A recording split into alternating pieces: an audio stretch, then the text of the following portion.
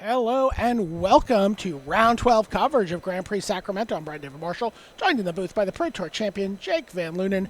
Jake, we are watching Thiago Saporito and Hunter Cochran. We had a chance to watch both of these players draft early this morning. Here we see the aggressive red-white deck from Hunter Cochran getting underway with a Leonin Vanguard and followed up immediately with a Viashino Pyromancer.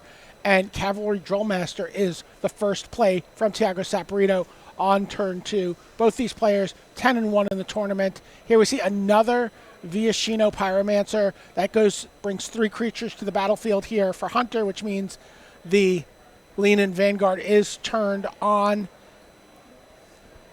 And Hunter's going to gain a life, and he's going to get in for 2 and trade a Pyromancer for Cavalry. And oh wow, Militia Bugler, the perfect stop sign for Hunter Cochran's little army here. Look at the Militia Bugler, and he actually finds something that doesn't always happen.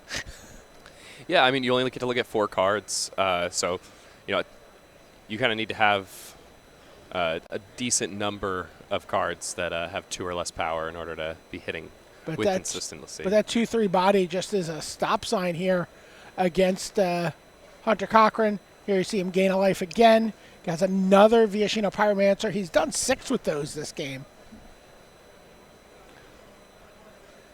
And Thiago's deck has some nice cards to face off against the here's Viashino the deck Pyromancer hand. deck.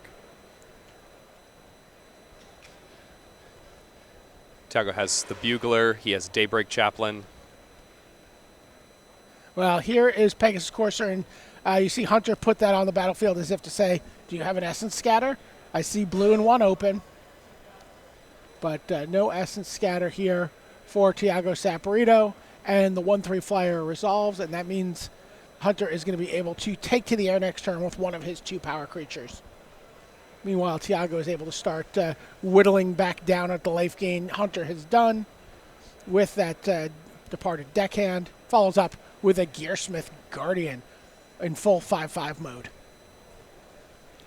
So Hunter going to get in one nice lick here with the Pegasus Courser, another creature. I saw that Thiago had a Disperse in hand, which he could have deployed on Hunter's end step last turn, but instead wanted to save that for a more crucial moment in the game. So here you see Hunter goes up to 22 from that Leonin Vanguard, a steady stream of life gain. Attacks for 3. It gets +1/+1 if you control 2 other creatures. And there you see Take Vengeance on the deckhand, which is going to be able to make some other creatures unblockable as the game progresses. It also reduces the Gearsmith Guardian down to 3 power briefly until the Exclusion Mage comes in, bounces the Pegasus Courser, and an attack for 7 here from Thiago Saporito. Now remember, there are Sure Strikes in Hunter's deck. Yeah, he could go for a block and a defensive Sure Strike. Actually, he's just going to go for a shock on the blue creature, which is going to reduce the amount of damage he takes because there's no blue creature for the Guardian. And so he only takes 5 that turn. He's going to replay the Pegasus. Again, thinking about that Essence Scatter.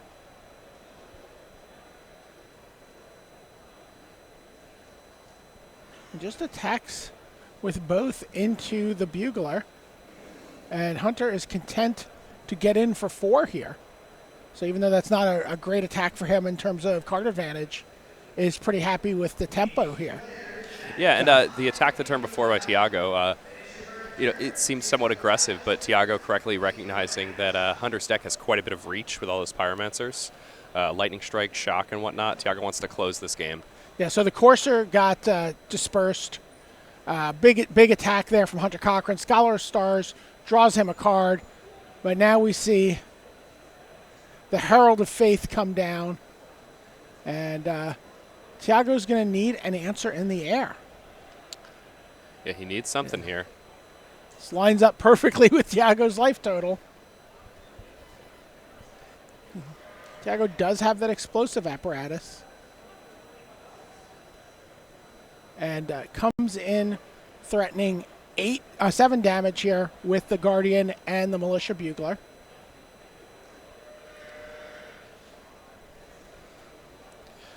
He can use the explosive apparatus to finish off the Herald of Faith if Hunter does decide to block the Bugler that way. And I don't think Hunter would ever do that. There is zero chance of that Herald getting into combat unless it's to attack Tiago right now. Or almost zero. And Hunter is thinking about a double block on the Militia Bugler. That's what it looks like. Nope, just a single block on the Gearsmith Guardian. Just absorbs 5 damage with his 2-1. Getting a lot of work out of that. Yeah, I mean, that card gained him 5 life. It dealt oh, but there's a dwindle. Yeah, dwindle for the flyer. You see Luminous Bonds in hand for Hunter Cochran. And he also has another Herald of Faith. Yeah, and the one Herald of Faith was a first pick for Hunter. Then he got past one as the second pick in Pack 2. Wow, so now we see Angel of Dawn from Tiago Saporito. Yeah, and he's forcing Hunter to block with this Herald, the dwindled Herald here. And now he has a blocker for the Herald on the other side. But we know that Hunter Cochran is holding Luminous Bonds, and he's going to be able to Luminous Bond that Angel of Dawn. And unless Tiago Saporito has to disperse for the Luminous Bonds, we're going to go to game 2 with Hunter Cochran, one game to the good. Wow. So, you saw that really risky attack there from Hunter where he just had to throw away a creature, but that was to get Tiago down to 4 so he could just get in one hit with the Herald of Faith, he knew he could win. And with double Herald of Faith in hand, it was a great strategy. And it was double Herald of Faith, and he also knew he had that Luminous Bonds he was holding. That wasn't a top deck. So knew he could sort of set the game up in that direction. There's Daybreak Chaplain. That card is going to give Hunter Cochran fits. Yeah, the fact that Tiago has that on the second turn of the game, Hunter's deck has so many Fiashino Pyromancers, so many 2-1s. That 1/3 lifelink for 2 mana is just working overtime here. Now followed up by a Shield Mare. So just 4 life gain this turn for Tiago. That nerfs 2 Fiashino Pyromancers pretty effectively. And oh, by the way, if you want to kill this Shield Mare, you're going to get a little bit of life back as well. We said yesterday, I'll repeat myself today. Shield Mare. Oh, gaining 3 life here. It is the only actual horse of the horse cycle in this set. The others are elementals, nightmares, or fish.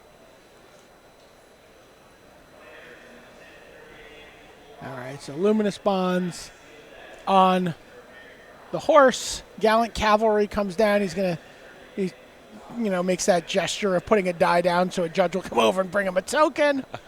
And suddenly he has a pretty wide board. Hunter Cochran, nothing to speak of. We saw him mulliganing to start this. And he has to shock half of a Gallant Cavalry. Yeah, Hunter really does not want to be the reactive player here. Here we see a sideboard Smell take out a Gargoyle Sentinel. But again, all right, let's see. Oh, wait, there's a 5th land, but he just passes the turn. He is holding a dragon. He does have Lathlis, the Dragon Queen. A little scary to play against Tiago Saporito, who has quite a bit of permission in his deck, but taps his blue to play an Aviation Pioneer.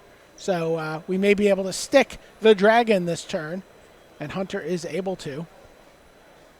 Saporito might, you've seen a pretty aggressive turn after turn out of Hunter. Might not have known there was a dragon in the wings here. Yeah, Hunter is somebody who, the way his deck is playing out, Tiago definitely want to be playing a very specific way, and Lathlis could give him some problems. Though his board is still decently wide. And he's at 30. Yeah, he's at 30. His life total is padded.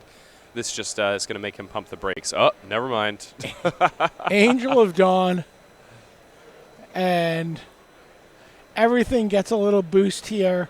So Lathlis is going to eat the Daybreak Chaplain.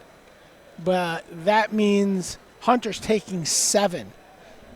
Going down to 5. And Tiago is also going to gain 2 in the process and be at 32.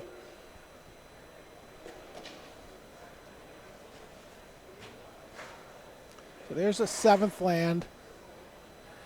There's a Goblin Motivator and a Cavalry Drill Master. You mulligan, you're down to 5, your opponent's at 32, you're a Burrows deck. You need some motivation. For game 3? Yeah. All right, there's an Explosive Apparatus, meaning Hunter's effectively at 3.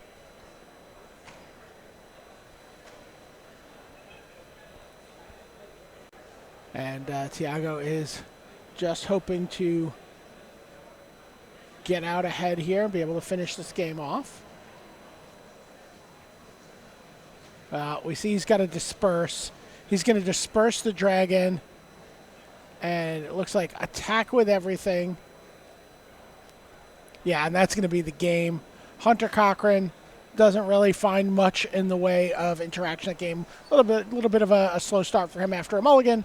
And Tiago Saporito just, punished him. Yeah, when you're playing one of these red-white decks, it can be very bad when you have a hand that's all reactive cards. And their Hunter, he had his Shock, he had his Luminous Bonds, he had all these cards that interacted with Tiago, but he did not get pressure onto the board quickly. So Cavalry Drill Master versus Departed Deckhand. And Drill Master into Drill Master for Hunter, and he gets in for 4 here. But no 3rd land, while Tiago Saporito got pesky 1-3. And 1-3s really, we've talked about it throughout Hunter's draft, are kind of a bane for him. Yeah, this is one area where his deck does not match up well. But he has his own Pegasus, and may very well follow it up with a Luminous Bonds next turn on Tiago's Pegasus, and be able to start sort of packing in. He does have a Lathless in hand too if the game goes long enough. So there's the Luminous Bonds. And an attack for 3 in the air, Jake. Drops Tiago down to 13. Maybe. Yeah.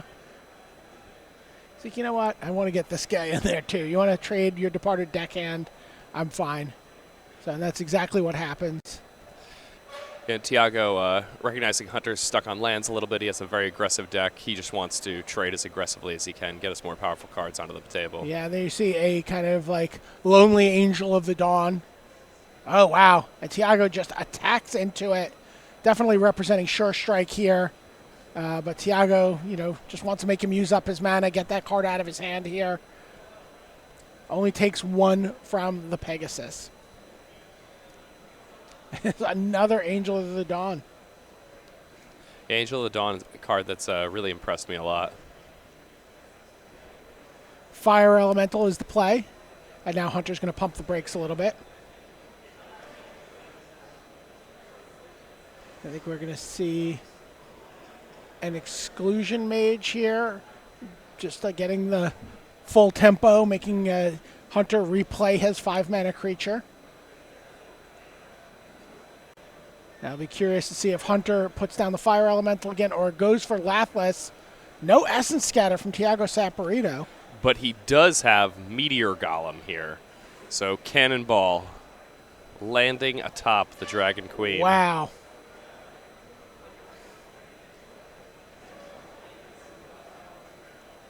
It's a nice one. We saw Meteor Golem just be incredible yesterday. Yeah, here's an Aviation Pioneer, and suddenly Tiago Saporito has gone wide on this board.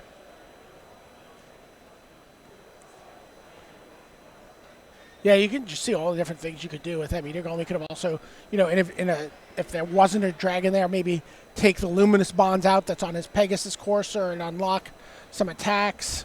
Yeah, card's just so flexible. All right, here's a Herald of Faith for Hunter Cochran. Yeah, it even has some nice interactions with the Disperse that's in Tiago's deck. All right, Gearsmith plays his last land. He's got no cards in hand right now. Yeah, wants to be able to make that Gargoyle jump to block some flyers on the other side of the table. When you draft the Rustwing Falcon, you draw up all sorts of scenarios where it's going to be awesome for you on turn 1. And the question is, can Hunter Cochran get any value out of it? It's in his hand right now. It's about turn 9 or 10 here. Is that card going to do anything for him this game? It might be worth a point of damage when he gets to a stage of the game where Tiago only has one flyer to block with, and there's a Herald of Faith on the table. All right, so Tiago sinks 3 mana into his Gargoyle Sentinel, and Hunter does have a Lightning Strike to take it down. And instead, Tiago has to trade his Angel of Dawn for the Herald of Faith. Which he's still very happy to do. So Gearsmith Guardian gets in for 5. No blocks from Hunter. There's a Daybreak Chaplain. And now Fire Elemental is able to get in there, flying across.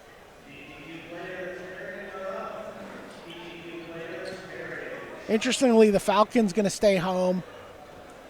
A token gets in the way of the flying Fire Elemental.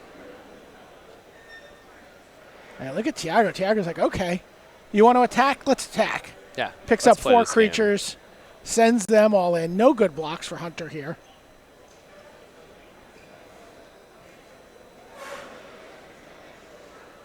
And, you also see that Tiago's kept 1 blue creature back, not wanting to diminish his Guardian. Certainly could have thrown that into the mix. This is a big attack here. He's attacking for 11. He's also going to gain back a little bit of life. But it is dangerous. We know how aggressive Hunter's deck is. Hunter has access to cards like Lava Axe even. We saw him playing that in the last round. So it looks like he's going to try to take out the devoted, the Daybreak Chaplain. Going to offer the trade with the Cavalry Drillmaster for the Exclusion Mage, and looking to just take 8. All right. And Tiago agrees to those terms.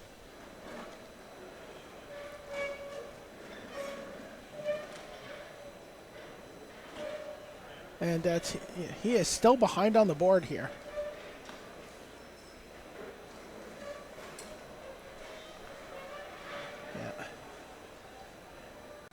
And now he gets in for 7 in the air. And he has an Electrify. Did he think that went to face? I guess so. He went for an upkeep Electrify. Tiago's like, target? Not sure what happened there. All right. That's 9 that he's attacking for. He did not have an answer for that motivator. If he has some way to deal with this Fire Elemental, he can survive for the next turn. Well, how about a Dwindle?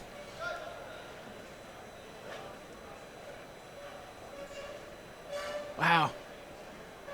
So Electrify takes down the Meteor Golem. He attacks for 2. Hunter's at 5. He's got 1 blocker. And now even if Tiago draws a removal spell for the Pegasus Courser, the Falcon, which we had talked about all match, is going to be able to deal that final point. Oh, wow. Look at that. You see Tiago showed him that he had a landing, and he's like, I got to draw something here. And, yeah, I don't know. Hunter is talking about the Electrify. Either he thought it dealt more damage, or maybe just had a little bit of a mental blip there. Not sure. But in the end, it doesn't matter. Hunter Cochran manages to take the match 2-1. His red-white deck, despite all the 1-3s that Tiago was able to throw in his way. Pegasus Courser was able to make a flying Fire Elemental. And Fire Elemental's been waiting for that since Alpha. He's like, I just want to fly, man. So give me a card of the match here. I'm going to say Pegasus Courser.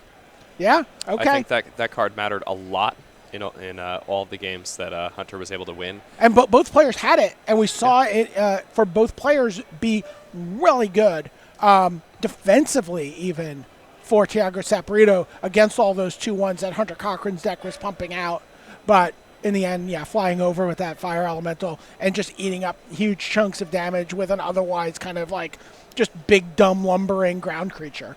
Yeah, Tiago had these 1/3s that match up so well against Hunter's deck, but Hunter was able to make good use of them just by jumping them into the air. And then later on in the game, like you said, fire elemental. Yeah, fire elemental, a card that has been around for the entire 25 years of Magic. So we got some more Magic for you coming up. I think we got something pretty spicy to take a look at on one of our back tables, and we'll get to it right after these messages.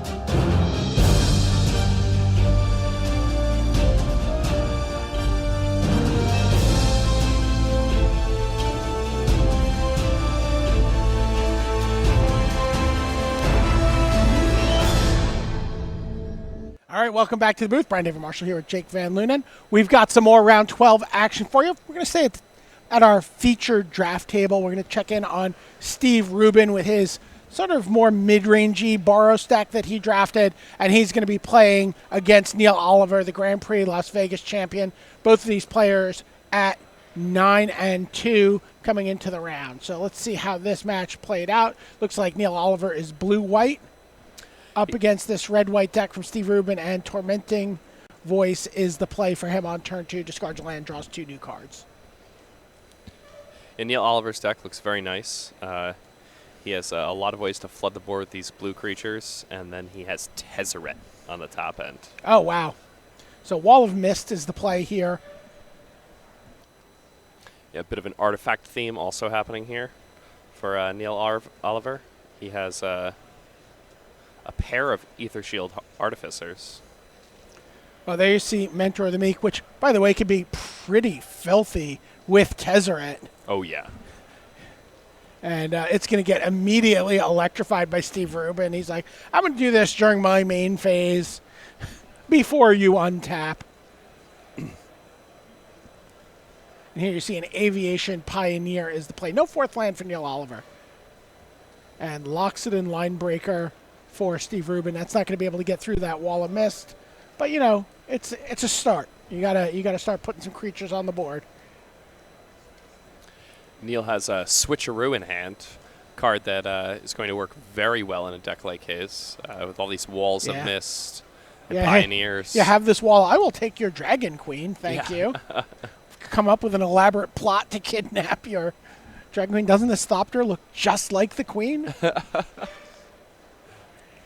it gets in with the Thopter.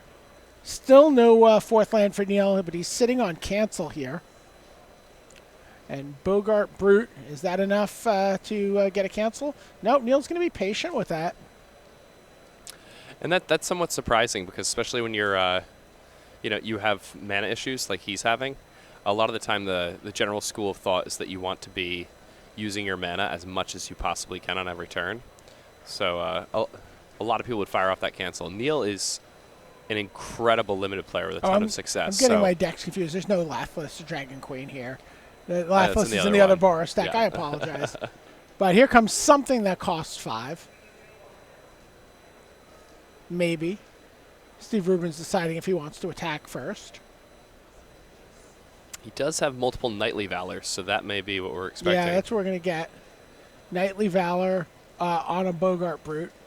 And we're going to see nice patience from Neil. He gets to use his mana on a Disperse here. Set Steve Rubin back a full turn. Yeah, and that was really nice from Neil. We saw him not use the cancel the turn before, and really getting paid off for that in dividends. He's able to get in for 1. And now it looks like a Field Creeper is going to be the play. Yep, there you go. Oh. A Mystic Archaeologist. Mystic Archaeologist. Well, this is exciting. It's the first pick of my first draft of this set, and it was good. All right, well, we see 5 mana here from Steve Rubin, who has another Knightly Valor. No shortage of them in his deck, and that Loxodon Linebreaker is going to get in. There's no good block here for Neil Oliver. It actually gets bigger than his Wall of Mist, and there's a Suspicious Bookcase. Suspicious Bookcase has certainly overperformed this weekend. It's a card that I've not played much with or against, and I've seen it be quite good. Have you never seen a movie in your life? Everything lies behind the Suspicious Bookcase. All right, Neil Oliver finds himself in I feel like a weird position. But he's got the Luminous Bonds there for the Linebreaker. And both of these players, willing to play pretty, unorthodox limited decks when needed. And, really curious to see how this match ends up panning out. Obviously, if the game goes long, it sounds like Neil has a tremendous advantage. I mean, even if Neil just draws a single extra land now, he can just point at his lands on Steve's end step and start drawing 2 cards at a click.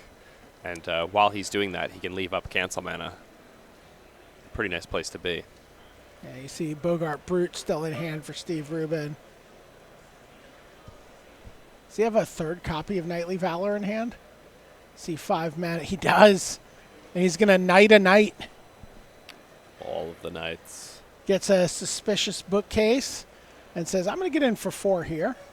Unblockable. And there's that land for Neil Oliver. But is it too little too late?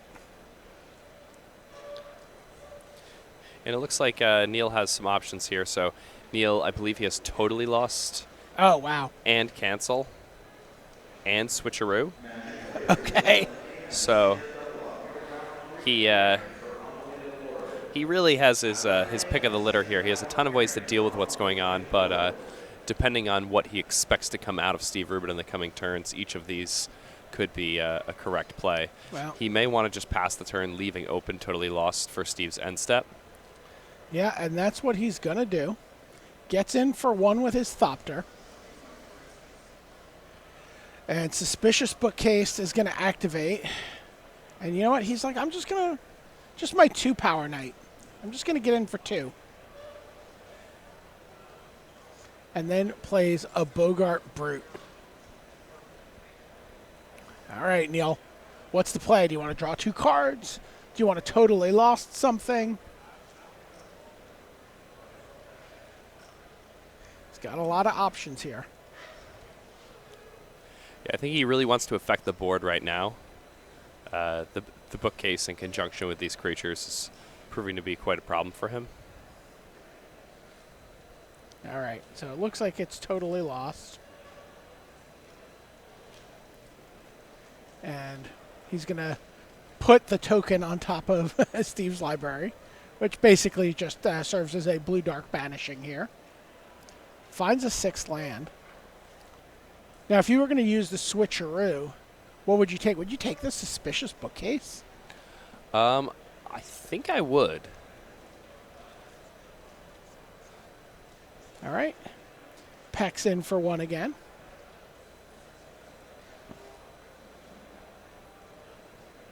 Sounds like we are going to see the old Switcheroo. And so I assume he's going to give the Aviation Pioneer, and he's going to take the Suspicious Bookcase. He's like, I love that. I want that in my house. That's so cool. Neil doing a little bit of interior decorating. Yeah. This is great.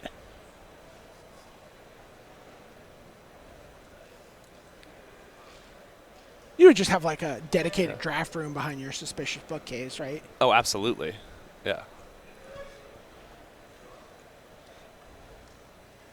All right, well, now Steve is somewhat out of gas. Attacks with his Menace creature and the Aviation Pioneer and the token.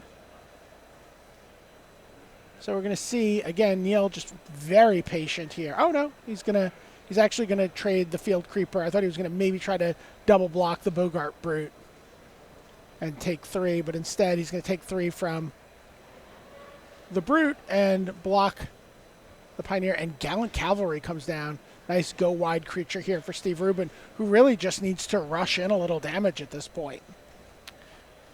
Yeah, Steve, he's gotten Neil all the way down to 6. Just needs to get in those last points. Not playing a deck with a ton of reach like the other red-white deck that we watched last round. So we can't expect Pyromancer into Lava Axe to finish off the game. But Steve is applying very good pressure here. So here's Divination. And it looks like he has an Aethersphere Artificer. And he's going to be able to start clocking with that Thopter token.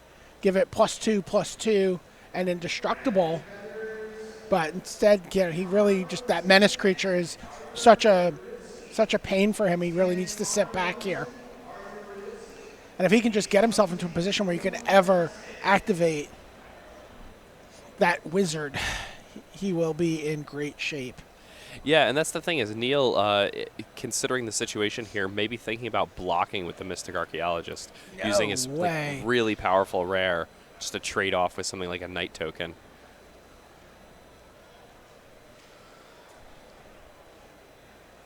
Two cards in hand for Steve.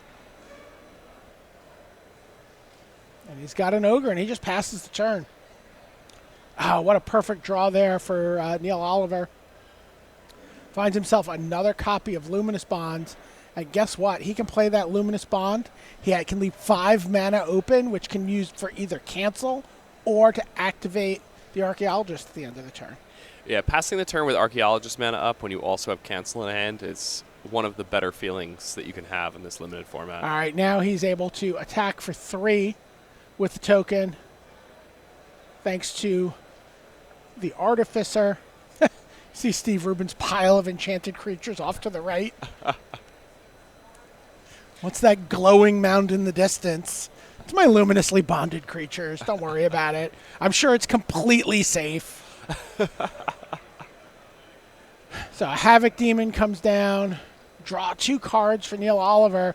Finally gets to activate the Archaeologist. Oh, by the way, it looks like he hit a Tezzeret there. But he has Essence Scatter and Cancel in hand. And it looks like he's winning already on the board. So that would lead me to believe that he may not even want to be casting his Tezzeret right now. He may just want to leave open counterspells. Although the Devil on the battlefield, I imagine you can't be too slow with your deliberation. I guess he would gladly trade the Artificer for the Demon, sit on his cancel in case there was any shenanigans.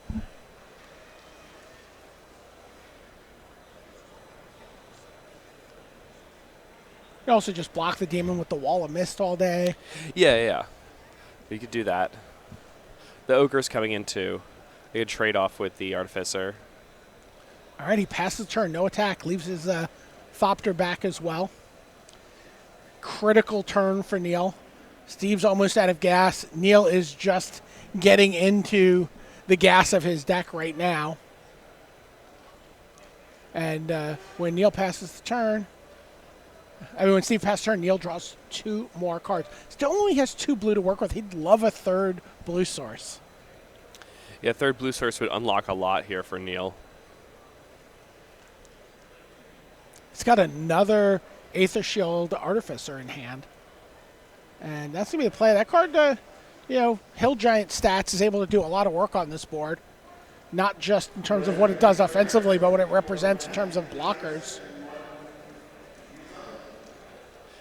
And Neil seeing what he's got here. He's a 5/5 Thopter token. Yeah, three possession game with that token right now. It's a good way to describe it.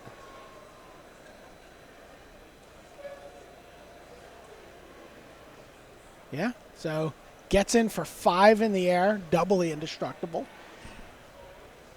Not like a double negative. You don't lose indestructibility the second time.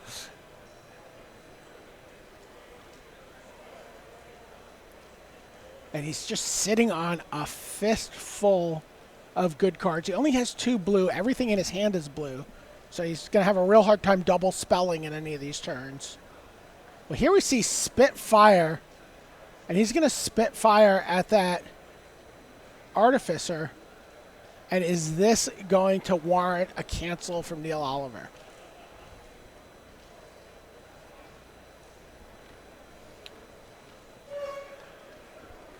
It's a tough decision. I imagine he will. There Yeah, he goes. he ultimately does decide to cancel it.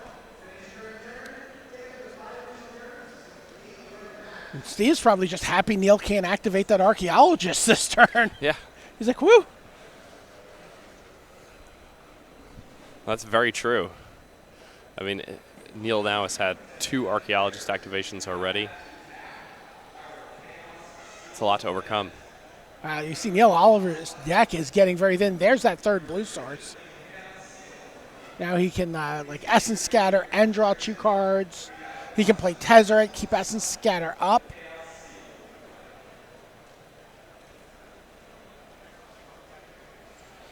All right, here you go.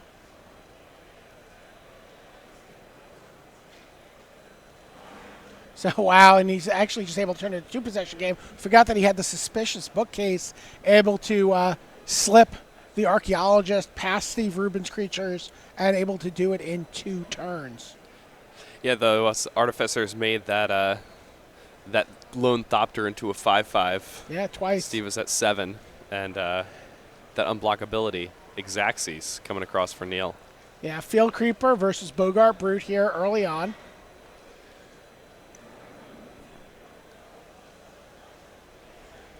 See an Aviation Pioneer in hand for Neil Oliver. Kind of a perfect answer for that Bogart Brute. Yeah, they trade pretty cleanly. Yeah, Field Creeper is going to get in. And there's the Aviation Pioneer. And of course, Bogart Brute has Menace, so you need to block it with at least 2 creatures. Bogart Brute has been quite good for me also. It's another card. I think Yeah, Menace is just really good in a format where you want to be racing. Excellent, excellent card.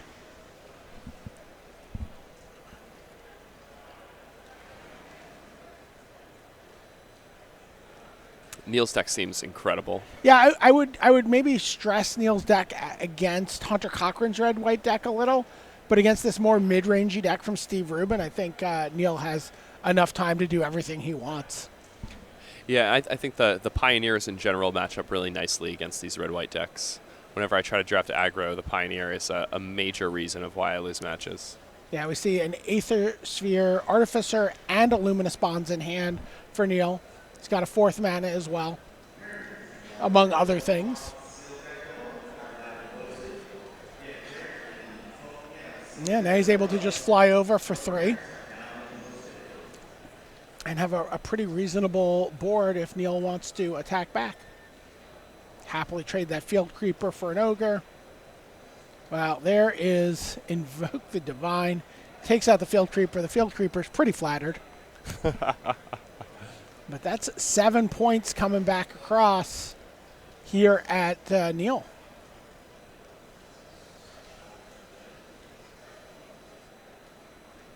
Smashing a Rotten Pumpkin, you know. Yeah, no blocks. Takes 7.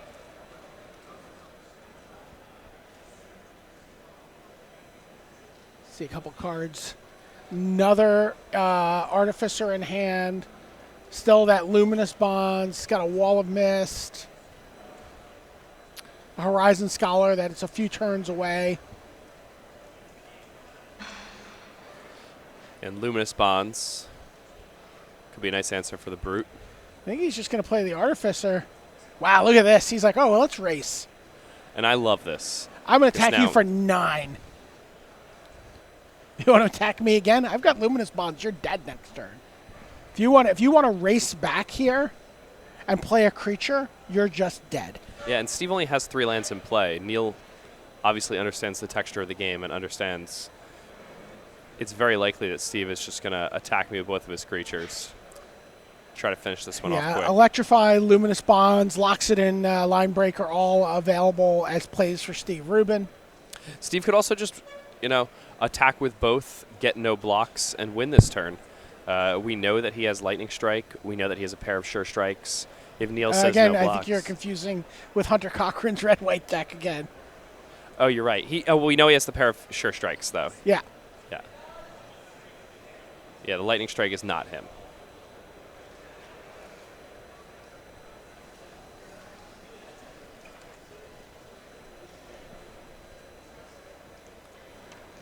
All right, so Steve Rubin, do you have the Sure Strike? Both of them. Yeah, he needs both. 6 more damage. Doesn't look like he does.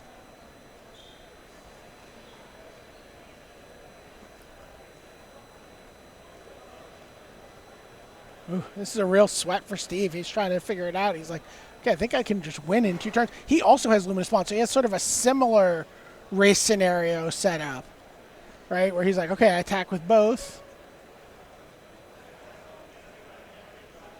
And then he has Luminous Bonds to finish Neil off next turn.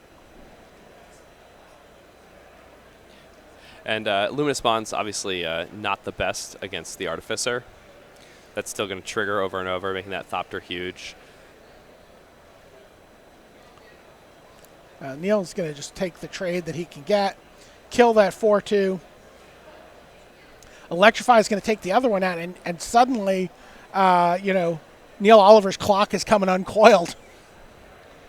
He's just got the two, the Pioneer and the Token left. And he needs to fight against that Bogart Brute. It looks like he has another Aviation Pioneer, though. And again, does a really good job of it. And if he plays the Aviation Pioneer, there's no way that Luminous Bonds will prevent Neil from being able to set up a great block against that Bogart Brute. What's he going to do? Put the Luminous Bonds on an Aviation Pioneer? Not super exciting here. But, now we've reached the stage of the game, though, where Steve Rubin's Knightly Valors are turned on. And Neil being tapped out here. Instead, Gallant Cavalry is the play.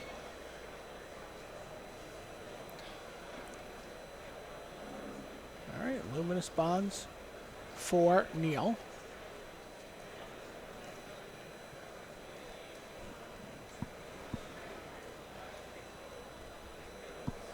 How do you handle this board now? So right now things are pretty gummed up. Neil can attack with both of his Thopters, but he leaves himself open to Steve going for an Alpha Strike. He can only play out one card this turn because he only has one island. So if he plays the Luminous Bonds, he uses up all of his mana. If he plays one of his blue 2-drops, he's locked up. So I think Neil needs to start trying to race in the air while setting up a defensive posture. All right, so he puts the Luminous Bonds down on the Bogart Brute. Means he can put two Aviation Pioneers in front of either of these knights and get like a 1 for half. Yeah, it's interesting because he would lose one Aviation Pioneer for the one Gallant. Oh, it's actually Cavalry, half for a half. Yeah, they're both multiple bodies for one card. Yeah, but Steve Rubin has the Luminous Bonds for one of the Aviation Pioneers, and now there's nothing but chump block option for Neil Oliver, so he's going to take the damage and untap here. Locks it in Linebreaker, joins the party. 6 plays 7 for Neil Oliver. He's got another Luminous Bonds here. Yeah, but just doesn't have enough mana to play 2 spells on any of these turns. Yeah, both players have been stuck on a smaller amount of lands for a bit of time. Steve has gotten out of it recently and found more lands. But Neil, we haven't seen him have 2 blue mana for more than just a few turns at the end of the first game. Yeah. And his deck is pretty hungry for that blue mana. I think most of his more inexpensive cards are blue, so if he wants to be double spelling, he needs to draw multiple islands. All right, well, here's Wall of Mist.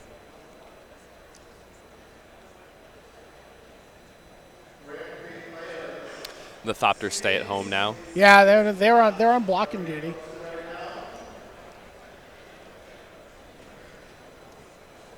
Neil's just looking. Again, the long game favors Neil. I absolutely agree. So at this point now, he just kind of wants to drag it out until his powerful end game cards can take over. All right. Steve's like, well, I would like to end the game with these mid-range cards attacking you.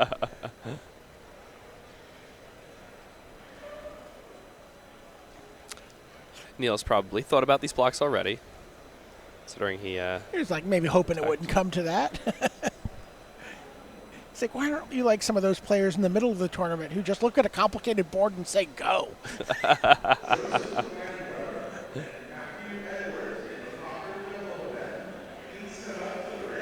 Neil may be just having a tiny bit of frustration here because I think he's thinking about setting up blocks. Oh, okay. He's trying to block everything here.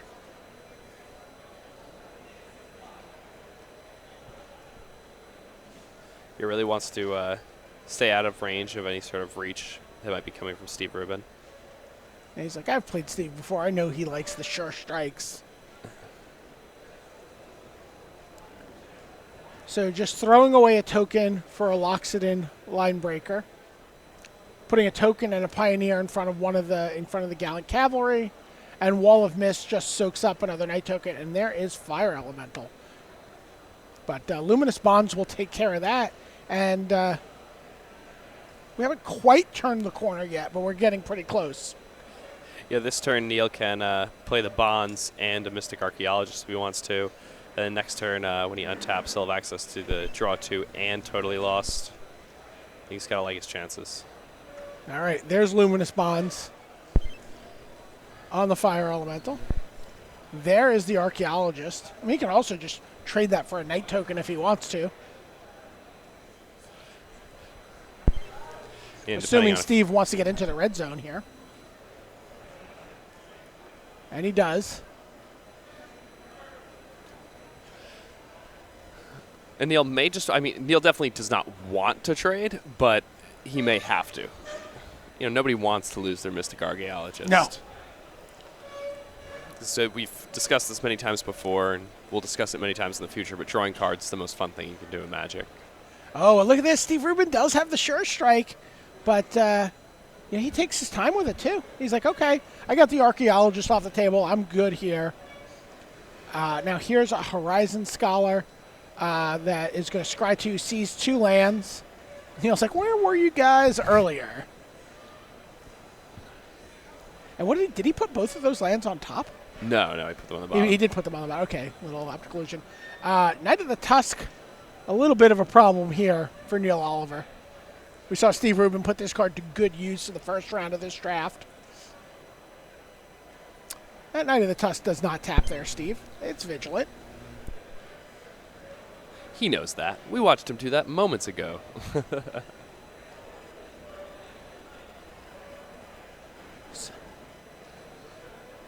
So Neil now has to figure out how to block this. And he does not want to... He's trying to figure out how he can keep his Horizon Scholar alive.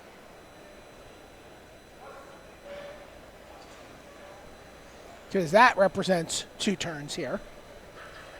If he can just get in 2 swings with that, he can finish off Steve Rubin. Yeah, Horizon Scholar, a quick clock.